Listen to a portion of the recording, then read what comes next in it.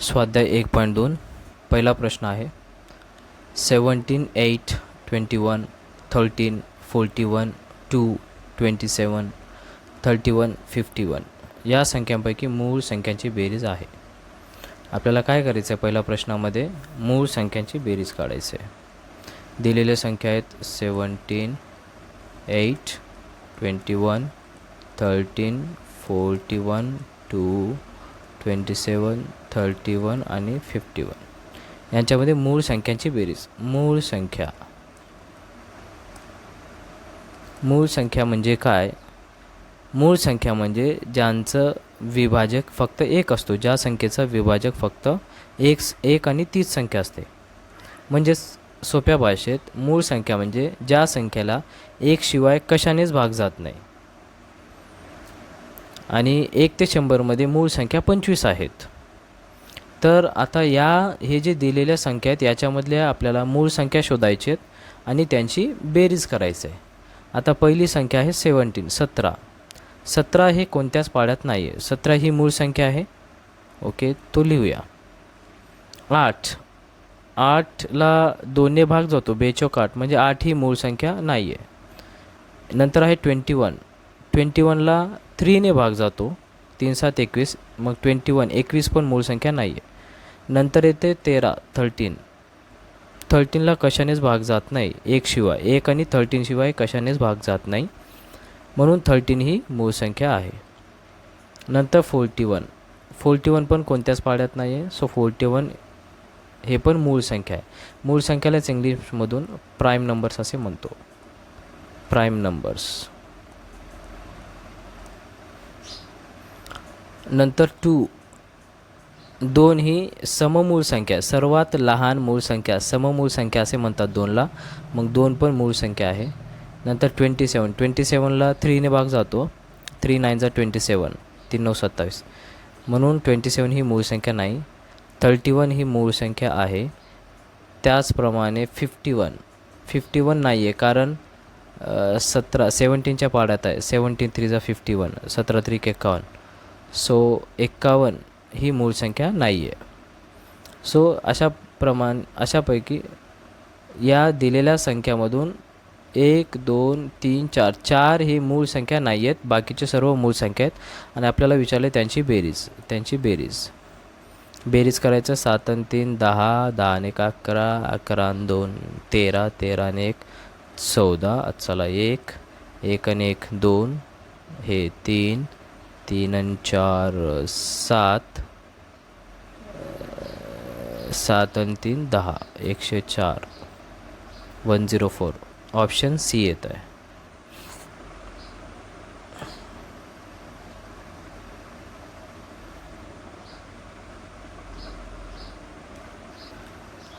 दुसरा प्रश्न आहे, पुढीलपैकी कोणते विधान बरोबर आहे? पहिलं विधान आहे 0 ही विषम संख्या आहे. दुसरं विधान आहे 0 ही समसंख्या आहे. तिसरं विधान आहे 0 ही मूळ संख्या आहे. चौथं विधान आहे 0 ही विषम संख्याही नाही आणि समसंख्याही नाही. तर लक्षात ठेवा, 0 ही समसंख्या आहे. 0 ही कोणती संख्या आहे? समसंख्या आहे. लक्षात ठेवायचं आहे गोष्ट. ओके, समसंख्या म्हणजे काय? मग समसंख्या म्हणजे काय? समसंख्येच्या एकक स्थानी कोणते अंक असतात? 0 2 4 6 8. समसंख्येच्या एकक स्थानी 0 2 4 6 8 हे 5 अंकापैकीच राहतात. उदाहरणार्थ पहा, मी एक संख्या देतो 2 3 4 5 6 7 8. एकक स्थानी पहा, एकक स्थानी 8 आहे. म्हणजे हे जे दिलेली संख्या आहे ती समसंख्या आहे. एकक स्थानी आपल्याला समसंख्या पाहिजे. आणखी एक उदाहरण देतो 1 3 5 3 2. आता ही दिलेली संख्या आहे. या दिलेल्या संख्येच्या एकक स्थानी पहा 2 आहे. मग 2 ही समसंख्या आहे, म्हणून ही दिलेली संख्या पण समसंख्या आहे. सो दुसऱ्या प्रश्नाचं उत्तर राहील बरोबर विधान, 0 ही समसंख्या आहे.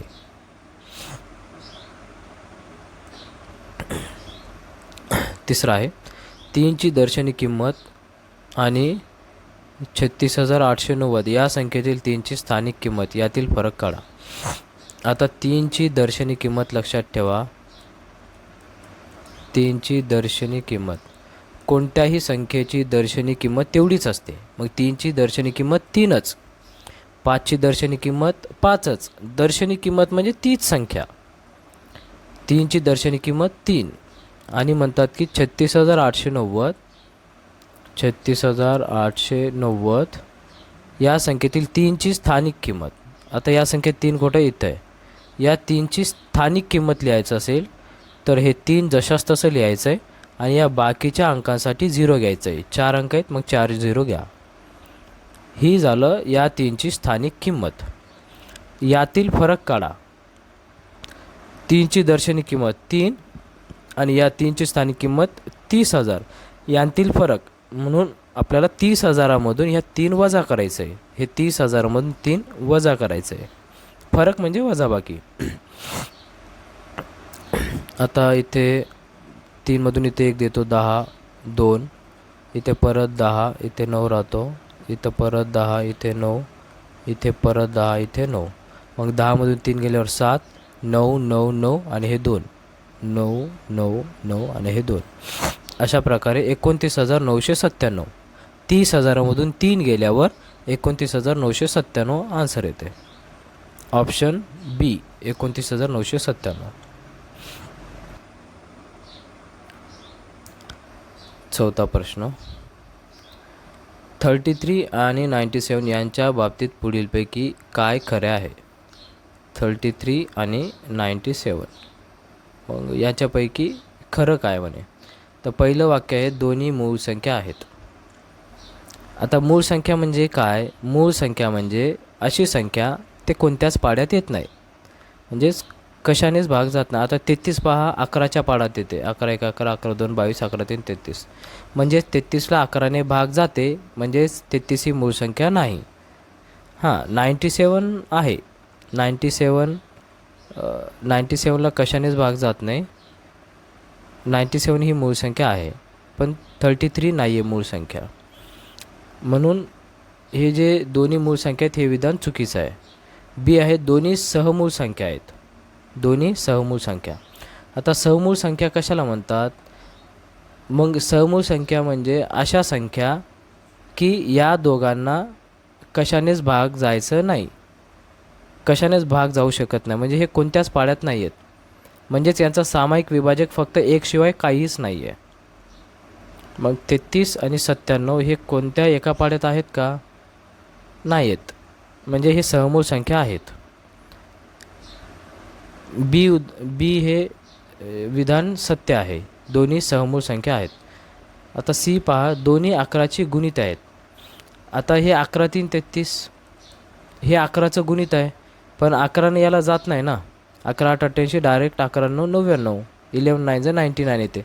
हे 11चं गुणित नाही आहे, याला 11ने भाग जात नाही. हे 11चं गुणित आहे, कारण 33ला 11 गुणिले 3 लिहू शकतो, पण 97ला 97ला 11 गुणिले लिहू शकत नाही आपण. हे 11चं गुणित नाही आहे. डी ऑप्शन पहा दोन्ही समसंख्या आहेत. मी आत्ता सांगितलं तुम्हाला समसंख्येच्या एकक स्थानी. समसंख्या म्हटल्यावर त्यांच्या एकक स्थानी कोणते अंक राहायला पाहिजेत. 0 राहायला पाहिजे, किंवा 2 किंवा 4 किंवा 6 किंवा 8 ह्या 5 अंकापैकीच कोणता तरी अंक असायला पाहिजे. आता या 33मध्ये एकक स्थानी 3 आहे, ही समसंख्या नाही आहे, म्हणजे 33 ही समसंख्या नाही. परत या 97मध्ये पहा एकक स्थानी 7 आहे. 7 ही समसंख्या आहे का. नाही, म्हणून 97 पण समसंख्या नाही, म्हणून हे दोन्ही विषम संख्या आहेत. आणि ऑप्शन डी म्हणते की दोन्ही समसंख्या आहेत. हे चुकीचं विधान आहे. सो ऑप्शन बी हे आपलं आन्सर आहे की दोन्ही सहमूळ संख्या आहेत. परत सांगतो, मग सहमूळ संख्या म्हणजे काय. सहमूळ संख्या म्हणजे सहमूळ संख्यांची जोडी असते. मग त्या दोन्ही संख्यांना कोणत्या एकाच संख्येने भाग जात नाही. जसं की उदाहरणार्थ पहा 4 आणि 5. 4 आणि 5 कोणत्या एकाच पाड्यात आहेत का. नाही, म्हणून 4 आणि 5 ही सहमूळ संख्या आहेत. अशा प्रकारे सो 39 आणि 97 ही सहमूळ संख्या आहेत. ऑप्शन बी.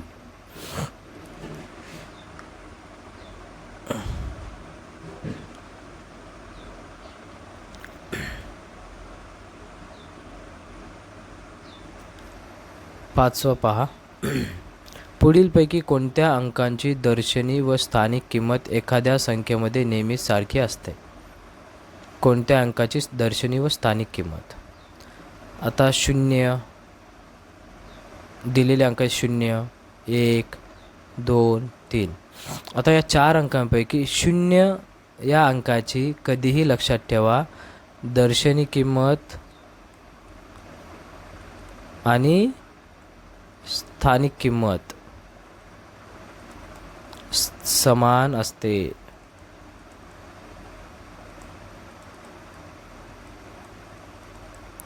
शून्याची दर्शनी किंमत पण 0च असते आणि स्थानिक किंमतही 0च असते, ते कधीही बदलत नाहीत.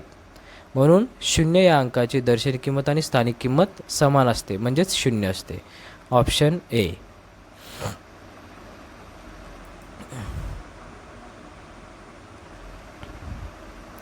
6वा प्रश्न आहे. 4, 5, 0 आणि 3. 4, 5, 0 आणि 3 या अंकापासून बनणारी सर्वात लहान 5 अंकी अंक पुनरावृत्त होऊ शकतात. पुनरावृत्त म्हणजे परत परत घेऊ शकता आपण. आता दिलेले अंक पहा 1, 2, 3, 4. 4 अंक आहेत आणि आपल्याला 5 अंकी संख्या लिहा म्हणालीत, म्हणजे आपल्याला अंक पुनरावृत्ती डबल वापरावं लागेल, आपल्याला परत परत वापरावं लागेल. सो आपल्याला लिहायचं आहे सर्वात लहान 5 अंकी संख्या. सर्वात लहान 5 अंकी संख्या. मग आपल्याला पहिल्यांदा पहा किती अंक दिलेले आहेत? 4 अंक दिलेले आहेत. म्हणून आपल्याला अगोदर 4 अंकी संख्याच लिहायचं आहे. आपल्याला 4 अंकी लहान संख्या. आपल्याला 5 अंक म्हटलेत तरी आपल्याला अगोदर 4 अंक दिल्यामुळे 4 अंकी लहान संख्याच लिहावं लागेल. मग 4 अंकी लहान संख्या कोणतं येते? अगोदर आपण 0 तर वापरू शकत नाही, मग लहान संख्या आहे उरलेलं 3. नंतर 0 घ्यायचं आहे, नंतर 4 आणि नंतर 5. आता हे आहे सर्वात लहान संख्या, 4 अंकी संख्या. आता आपल्याला काय करायचं आहे? या 4 अंकी लहान संख्येपासून 5 अंकी लहान संख्या तयार करायचं आहे. सर्वात लहान 5 अंकी संख्या. आता आपल्याला या 4 अंकी लहान संख्येपासून 5 अंकी लहान संख्या तयार करायचं आहे.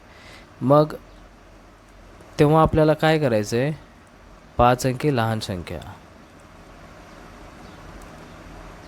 मग याच्यासाठी जो कोणता लहान संख्या आहे ना, इथं सर्वात लहान संख्या 0 आहे, मग ते 0 आपल्याला वाढवायचं आहे. हे 3ला 3, हे 0 किती पाहिजेत आपल्याला? हे 4 अंक आहे, 5 अंकासाठी एकच अंक पाहिजे. मग हे जे 0 आहे आपल्याला आणखी एक वाढवायचं आहे, म्हणजे आता झालं हे 30045. आता हे झालं सर्वात लहान 5 अंकी संख्या 30,045. ऑप्शन बी 30,045. आणखी एक उदाहरण सांगतो मी तुम्हाला. सपोज माझ्याकडे दिलेले 1, 7, 3 आणि 8 असे अंक आहेत. मला याच्यापासून सर्वात लहान 7 अंकी संख्या तयार करायचं आहे. 7 अंकी संख्या. मग मी पहिल्यांदा काय करेन? माझ्याकडे 4 अंक आहेत, मग या 4 अंकापासून अगोदर लहान संख्या तयार करेन, 4 अंकी लहान संख्या. तर कोणतं येते? 1, 3, 7, 8. 1, 3, 7, 8. हे झालं 4 अंकी सर्वात लहान संख्या. आता आपल्याला 7 अंक, मग 7 अंकासाठी किती अंक पाहिजेत? आणखी आपल्याला 3 अंक पाहिजेत. मग हे 3 अंक कोणते वाढवता? ह्या 3ला वाढवायचं आहे. ओके, ह्याला नाही वाढवायचं, तर ह्या 3ला वाढवायचं. हे 1 जशास तसं ठेवा. हे जे 3 आहे आणखी 3 वेळा घ्यायचं आहे. 1, 2, 3 वेळा घेतल्या. आता हे 3 जशास तसं 7, 8. अशा प्रकारे 1, 2, 3, 4, 5, 6, 7 अंकी संख्या. ही झालं या 4 अंकापासून बनवलेली सर्वात लहान 7 अंकी संख्या. पहिल्या अंकाला आपण बदलायचं नाही, पहिला अंक जशास तसा असतो. त्याच्यानंतर जो कोणता अंक असतो त्याला आपल्या जेवढे अंक पाहिजेत एक्स्ट्रा तेवढ्या वेळा वाढवून घ्यायचं आहे. हे 4 अंकी होते, मला 7 अंकीसाठी आणखी 3 अंक पाहिजे होते, त्यासाठी ह्या 3ला मी 3 वेळा वाढवून घेतलं आहे. ओके, नंतर हे 378ला जशास तसं.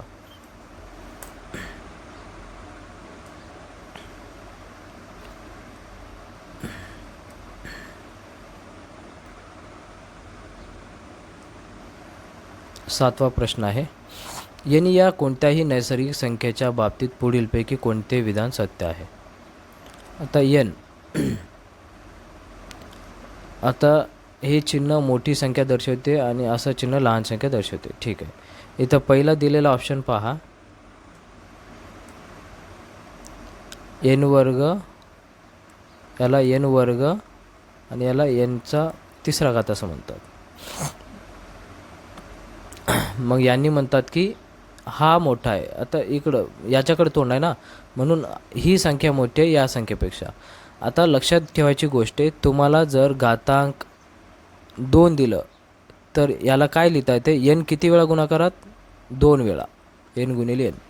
nचा घातांक असं 3 जर असेल याला घातांक म्हणतात. nचा घातांक 3 जर असेल तर हे n किती वेळा गुणाकारात लिहितं, 3 वेळा. मग इथे पहा, nचा घातांक 2 आहे म्हणून n 2 वेळा गुणाकार, इकडं तोंड, आणि हे n किती वेळा गुणाकार, 3 वेळा. मग मला सांगा n 2 वेळा गुणाकार मोठी येईल का n 3 वेळा गुणाकार ही मोठी येईल. म्हणजे इकडं असायला पाहिजे, हे इकडं आहे, म्हणजे हे चुकीचं आहे, पहिलं चुकीचं आहे. दुसरं पहा, दुसरं ऑप्शन, nचा तिसरा घात मोठा आहे म्हणतात nचा वर्ग. ठीक आहे, मग एखाद्या संख्येचा जेवढा घातांक मोठा असेल ती संख्या मोठी असते. आता ही n 3 वेळा गुणाकारात आहे, हे n 2 वेळा गुणाकारात आहे, म्हणजे ऑब्व्हियसली 3 वेळा गुणाकारात ही किंमत जास्त येणार आहे. आणि ही नैसर्गिक संख्या म्हटली, नैसर्गिक संख्या म्हणजे 1 पासून सुरुवात होते, त्याच्यामुळे ही किंमत मोठी येणार आहे. ऑप्शन बी, ऑप्शन बी हे सत्यविधान आहे.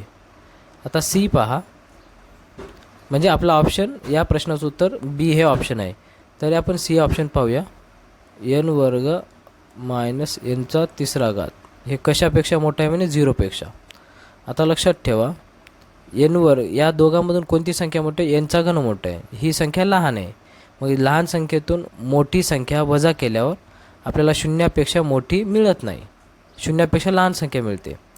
कधीही लक्षात ठेवा, लहान संख्येतून मोठी संख्या वजा केल्यावर आपल्याला ऋण मिळते, ऋण म्हणजे शून्यापेक्षा लहान असते, इथं शून्यापेक्षा मोठं दाखवलेत, हे पण चुकीचं विधान आहे. नंतर डी ऑप्शन पहा, n मोठा आहे शून्यापेक्षा.